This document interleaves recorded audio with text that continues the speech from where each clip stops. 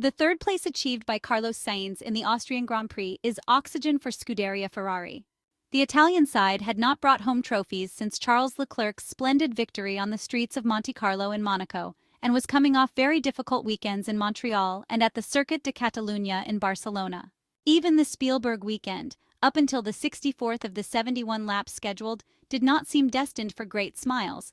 Then came the accident between Max Verstappen and Lando Norris, which transformed Carlos Sainz's fifth position into a more prestigious placement on the podium at the 4.318-kilometer Red Bull Ring in Spielberg.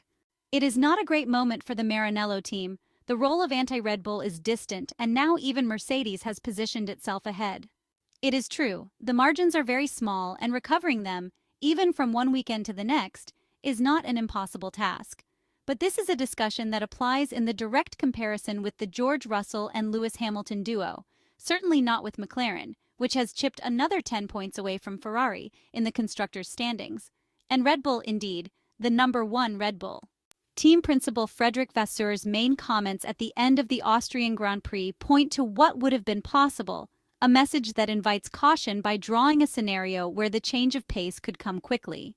The French manager noted that in the qualifying session at the Red Bull Ring, Charles Leclerc was a tenth ahead of Lando Norris when he reached turn 3, indicating that completing that lap would have altered the perception significantly. Frederic Vasseur mentioned that the Maranello team had improved the car before qualifying and anticipated that having 2 practice sessions on Friday at Silverstone would be beneficial. He expressed optimism about the next round of the 2024 Formula One Championship, the British Grand Prix at the Silverstone circuit, mentioning ideas in the pipeline and forthcoming updates. At the Red Bull Ring, besides the performance of the SF24, which confirmed itself only as the fourth force on track, what was missing was also Charles Leclerc. On the contact with the McLaren MCL 38 of Oscar Piastri that compromised his race right after the start, there is also a dose of bad luck.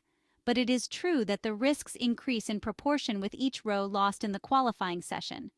The error on Friday afternoon in the sprint qualifying, combined with that in the Grand Prix qualifying, heavily marked Charles Leclerc's weekend in Spielberg.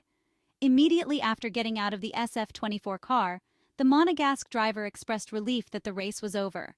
The aftermath of a negative weekend was evident, as Charles Leclerc did not hide his concern even for the upcoming weekend at the Silverstone circuit.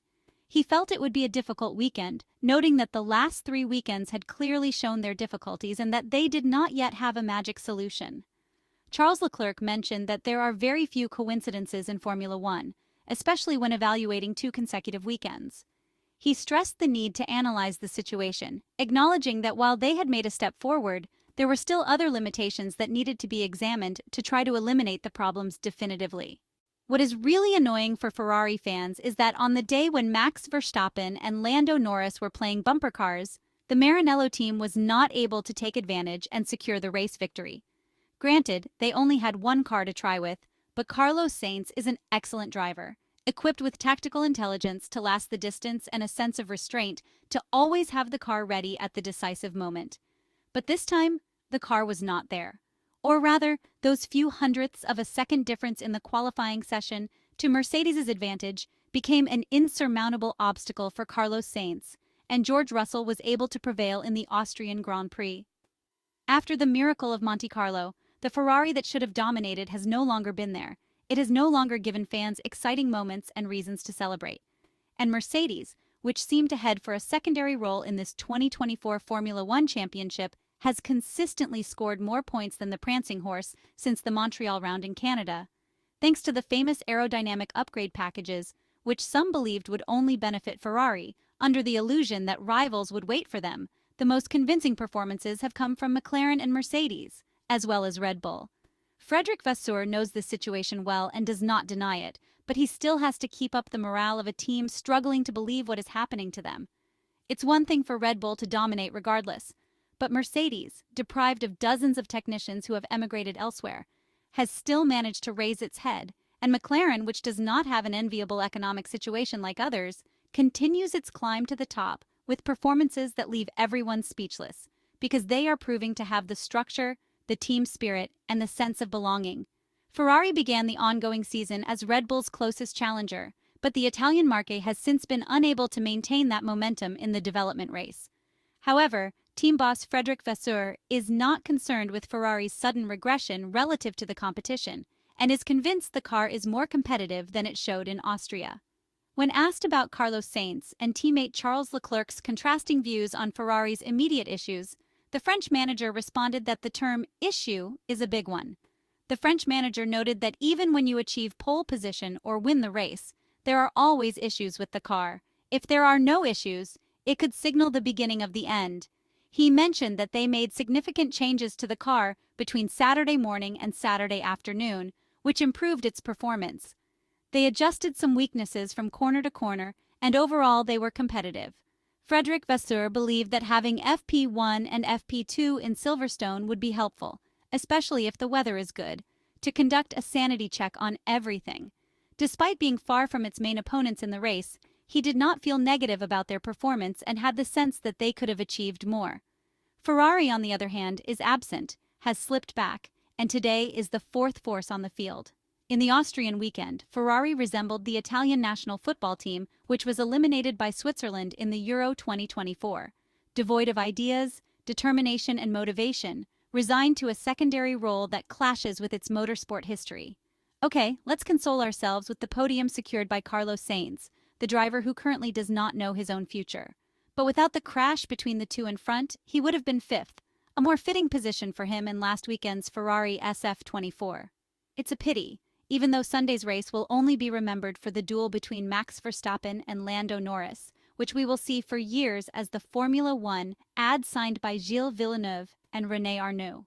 The Dutchman has gone back to being the early Max Verstappen, the one who gladly changes racing lines under braking and has no qualms about obstructing, within or even beyond the limits of the regulations, anyone trying to get ahead of him. Poor and naive Lando Norris thought the Red Bull driver was the friendly buddy with whom to challenge each other, between one race and another, in virtual video races, where ego plays a minor role. But world champions, when cornered, ultimately show their true colors, and now Lando Norris may have understood who he is dealing with on the track. It's fine to have a coffee together and challenge each other with jet skis, but Max Verstappen is who he is and will never change. Although with a Red Bull superior to the others, he has cleverly disguised himself. Finally, a separate but related issue to the Red Bull Ring incident. Overtaking is an act of courage, the essence of racing. Penalizing a driver, as happened to Lando Norris, who goes off the track limits in a daring attempt to overtake a tough competitor like Max Verstappen, means embracing a dull and unrealistic perversion of the regulation that should be immediately eliminated. Food for thought. Will the teams and the federation understand that insisting on these nitpicky rules is the ideal way to drive away fans and passion? It takes the time of a coffee to cancel the rule. We hope it is done immediately, even before shifting the focus to Silverstone, where the British Grand Prix will take place next Sunday.